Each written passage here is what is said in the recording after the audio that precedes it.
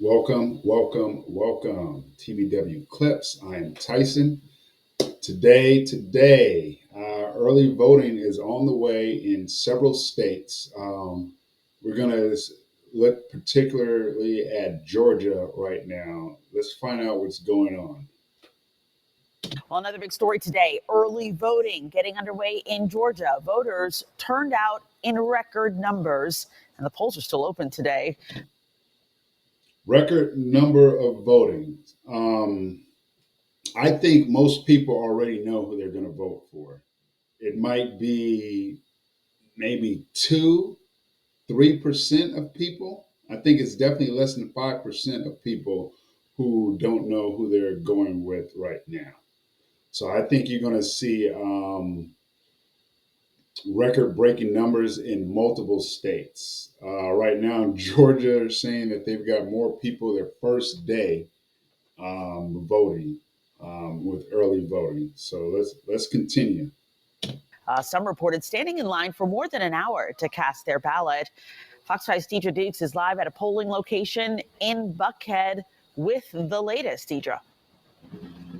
That's right, Christine. And this was one of those locations where folks did see us long wait at certain times. Actually, this is the shortest line we've seen here this afternoon. This line actually stretched out into the parking lot at times today. Now, at around 2:30 this afternoon, state officials reported that some 200,000 Georgia voters had cast their ballots.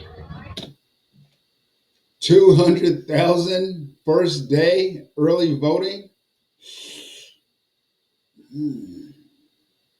I think, let me know down in the comments, but I think that this is going to be the largest voter turnout in history. Last election was also. So we're just getting more and more people who are getting into politics. So that could be a good thing, right? Let's keep going. I expected to see people out here. I'm not sure I expected a line this long. Voters waited patiently in long lines to cast their ballots outside the Buckhead Library as early voting got underway. I wanted to get it out of the way. Didn't want to have to wait for Election Day. While several polling locations reported little or no wait when polls opened, turnout was heavy Tuesday morning. I feel like this is probably the most important election of my lifetime, of our lifetimes collectively. Georgia was on track for a record-breaking day. At 10:29 a.m. this morning, we already had 71,054 people vote early today. Georgia Secretary of State Brad Raffensperger praised state and local officials for ensuring Hurricane Helene didn't impact the election. We put our heads down, we did our job, and that's what people expect of us. Raffensperger detailed the extensive steps taken to ensure election integrity. Everything that we have done in the last 6 years has been for the voters, so they have results that they can trust. Even as state officials work to move past Georgia's 2020 presidential election and false allegations of voter fraud. Yeah. Do you guys think that it would be more possibilities of voter fraud if there are early voters voting, right? Do you think that's possible because they'll have more time to cheat, to add more votes? They would know before election day where the election is headed in Georgia or other states that have early voting, which is probably most, right? So do you think this lends for more ability to cheat in this election, or do you think it would help? It would be less cheating. People would already kind of know what the results are and keep tabs on it a little bit more. I'm not sure. Let me know down in the comments what you guys think. Will it be easier? Will it be more fraud or less fraud because of records early voting? All right. We test the machines beforehand, we test during, and we have audits afterwards. After all those things, then we have a new audit tool. We feel like we've done everything we can to be transparent and show the people, no matter who wins, as the Secretary often says, that's up to the voters. We're here just to report the final results. Yeah, let's not forget, Georgia was one of those states that Trump claimed to have cheated Georgia's one of those states. Let's keep going. So, yeah. So I think because they were one of those states, I think they're trying to clean up and try to be as transparent as possible to make it seem like nothing is going on this time around. Let's keep going.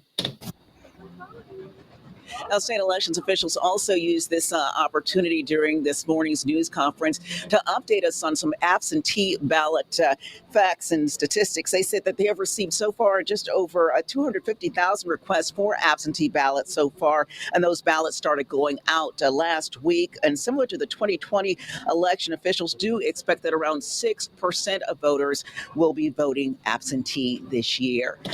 Absentee, that's by mail, I believe. So it's not going to be a lot of mail-in voting like it was in 2020. A lot of people said because of the mail-in voting, that allowed for a lot of fraud. So not a lot of mail-in voting this time around. Early voting is not just mail-in voting. It's also going into these places and voting, right? So not a lot of mail-in. Absentees, I think, is mail-in, which is 6%. So there was an expansion of the absentee mail-in voting in 2020. So this time it's not going to be as prevalent. Let's keep going. That's the latest here in Buckhead. Deidre Dukes, Fox 5 News. All right, Deidre, major to see so many people coming out just on day one. Here are some other important election dates to keep in mind. The last day to request an absentee ballot is October 25th. That's next Friday. There will be. Yeah, so those are all in Georgia. So, yeah, I think most people already know who they're going to vote for. I don't think it's going to be a lot of changing of the minds. Like I said, I believe it's less than 5% of people who probably don't know which way they're going to vote. So we'll see. And if it's going to be a very close race, some people think it's going to be very close. Others think it's going to be a blowout, but we will see. We will see. So let me know if you guys are going to be doing early voting or if you guys are going to go out election day. I don't know why they call it early voting. They should just have like a 2-week period instead of one day that people go out and vote. 2-week period where people go vote for 2 weeks. And then the last day is November 5th, November 6th, right? That'll be the last day you can put your vote in. Why not just do it like that? Instead of having election day, you have 2 weeks.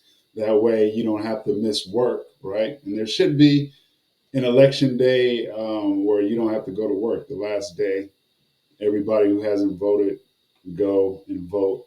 Everybody's off election day. Those are just my ideas. You can definitely disagree with them if you want. I appreciate it if you do or don't. Leave a comment down below. I appreciate you guys for watching, and you guys have a great day.